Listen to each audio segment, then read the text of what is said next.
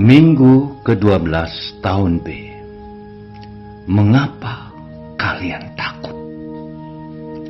Bapak Ibu, saudara-saudari yang terkasih, selamat berjumpa kembali dalam renungan misi SVD Indonesia bersama saya Pater Agus Inyoman Murtito SVD. Semoga saya menjumpai Anda dalam keadaan sehat-sehat selalu. Nah, Bapak Ibu, bacaan-bacaan liturgi minggu ke-12 ini berbicara tentang kekuatan ilahi. Injil menampilkan Yesus yang penuh dengan kuasa-kuasa ilahi, meredakan angin ribut dan menenangkan danau. Sementara bacaan pertama, Tuhan berbicara kepada Ayub yang mengingatkan Ayub bahwa Tuhan yang memiliki kuasa atas laut. Sedangkan bacaan kedua, Paulus berbicara tentang kasih Tuhan yang begitu besar, mati untuk keselamatan banyak orang. Keilahian Yesus sungguh dahsyat.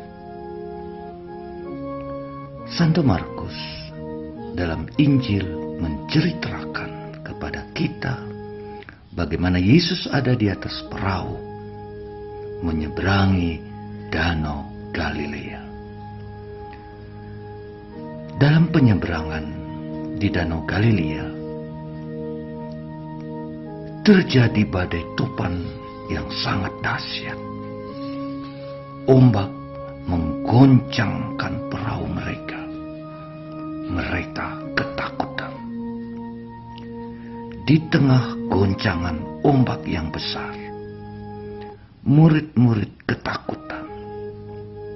Yesus tenang-tenang tidur. Bagaimana bisa di tengah ombak menggoncang perahu mereka, Yesus tidur lelap? Karena murid-murid berteriak-teriak, Yesus segera menghardik angin tenang. Dan seketika itu juga angin menjadi tenang. Begitu danau menjadi tenang, Yesus menegur murid-muridnya, "Mengapa takut? Kalian tidak punya iman." Bukankah Yesus bersama mereka? Meski Yesus tidur, mengapa mereka takut? Lalu, setelah reda semuanya, mereka berbisik-bisik satu sama lain. Mereka berkata, "Siapa dia itu? Angin dan danau taat padanya." Bapak Ibu, saudara-saudari yang terkasih, manusia tidak punya kuasa atas alam ini. Manusia tidak mampu menghadapi alam ini. Begitu kita berhadapan dengan bahaya, kita buat apa? Begitu kita diterjang badai, kita buat apa? Diam saja?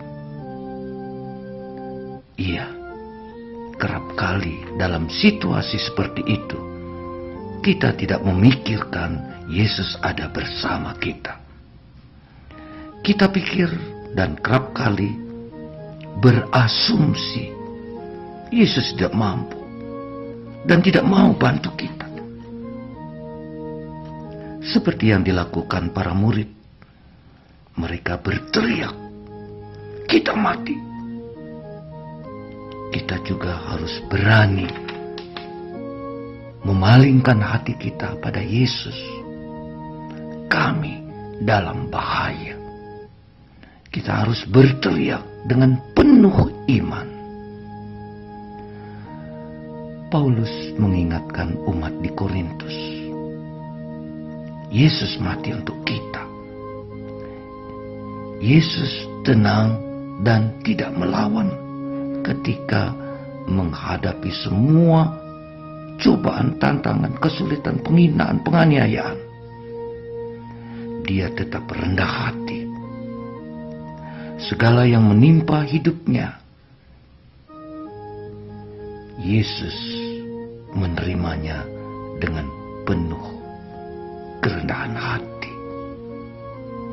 Yohanes tegaskan, Yesus mencintai kita sampai akhir hidupnya, meski harus mati. Yesus mati melalui kasih yang begitu besar, supaya kita hidup. Supaya kita sungguh-sungguh bisa mengalami kasih Yesus, kita harus meninggalkan sikap egoisme yang hanya memikirkan diri sendiri. Kita harus meninggalkan secara total dan menyambut kasih Kristus. Nah, Bapak Ibu, saudara-saudariku yang terkasih, jika selama ini kita mengenal dan memahami Kristus hanya secara duniawi, namun ketika kita memahami kasih, Dia akan membuat kita memahami lebih lagi. Jika kita bersama Yesus, kita menjadi manusia baru. Amin, Bapak Ibu. Amin. Nah, setiap hari kita merayakan Ekaristi. Setiap minggu kita datang ke gereja merayakan Ekaristi. Kita menerima hidup Yesus, kita menyambut Yesus, kita makan tubuh Yesus. Kita diberi hidup, dan itulah hidup baru.